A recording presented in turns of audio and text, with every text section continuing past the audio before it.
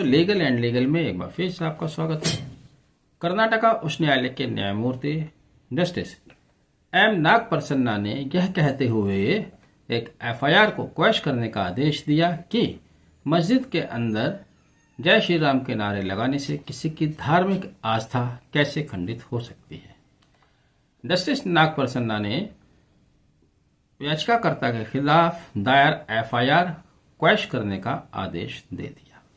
दरअसल यह मामला 24 सितंबर साल 2023 रात 10:50 का है, जब सीसीटीवी कैमरे के मुताबिक दो व्यक्ति एत्तूर गांव, जो कि दक्षिण कन्नड़ा जिले में पड़ता है, दो व्यक्ति मोटरसाइकिल पर सवार होकर मस्जिद के अंदर आते हैं और जय श्री राम के नारे लगाते हैं।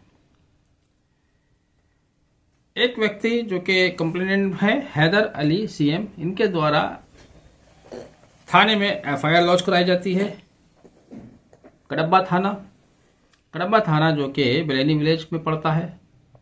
एफआईआर के वर्जन के मुताबिक उनका आरोप था कि दो व्यक्ति गैर कानूनी तरीके से मस्जिद के अंदर ट्रेसपास करते हैं, जय श्री राम के नारे लगाते हैं, जिससे उनकी धार्मिक आस्था खंडित हुई है।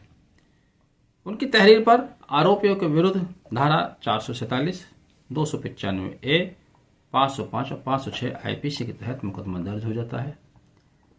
इस एफआईआर को क्वैश कराने के लिए आरोपी व्यक्ति हाईकोर्ट का रुख करते हैं।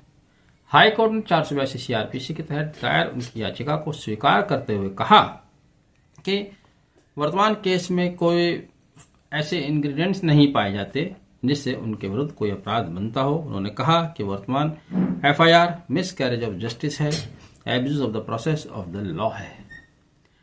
जस्टिस एम नागप्रसन्ना साहब ने एफआईआर क्वैश करने के आदेश के साथ साथ एक सुप्रीम कोर्ट के आदेश को भी कोट किया, जो कि एमएस धोनी बनाम येरा गुंतला श्याम सुंदरा के नाम से सुप्रीम कोर्ट द्वारा डिसाइड किया गया था। हालांकि अगर दोनों केसेस को देखा जाए तो दोनों केस एक दूसरे से बिल्कुल जुदा हैं। एमएस धोनी वर्सेस येरा गुंतला का केस केवल इस आधार पर था कि येरा गुंतला मैगजीन में एक एड छपा हुआ देखते हैं एमएस धोनी का, जिसमें वो गॉड की शक्ल में दिखाई दे रहे हैं। उसके नीचे लिखा हुआ है बड़े सौदों का देवता।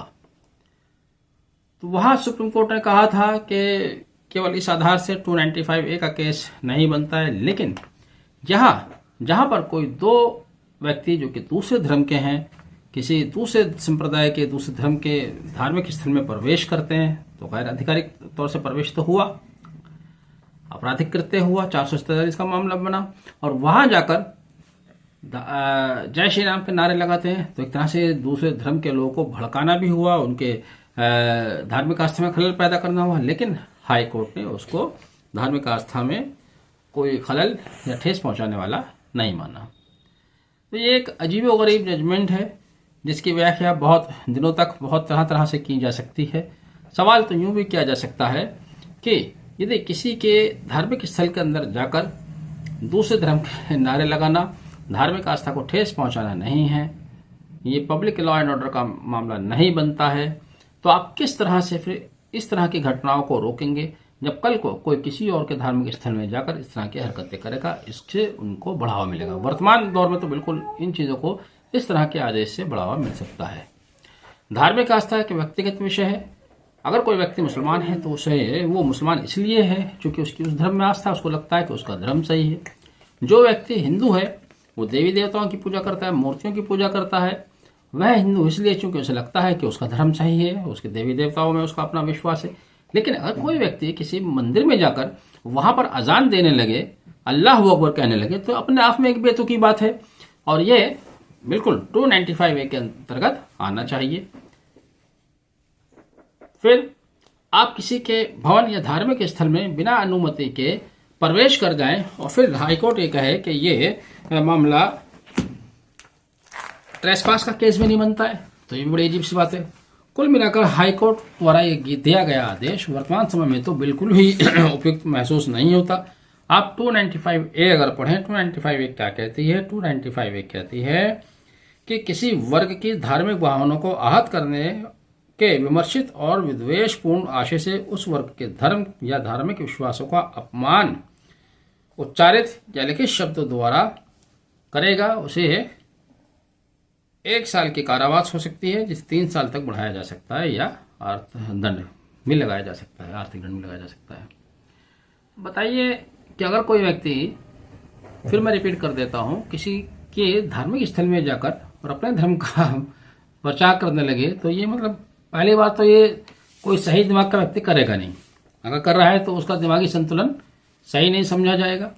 लेकिन अगर किया है तो ये एक अपराध तो है, 447 के तहत भी आता है और 295A के अंतर्गत तो आता ही है। मालल हाई कोर्ट का ये निर्णय है, कर्नाटक उच्च न्यायालय का निर्णय है, सर्वमत है, पर आगे ये सुप्रीम कोर्ट में चैलेंज होगा, तब वहां देखा जाएगा कि सुप्रीम कोर्ट की क्या फाइंडिंग्स इसमें आती हैं। बहरहाल आपने वीडियो अब तक देखा, thank you, have a nice day.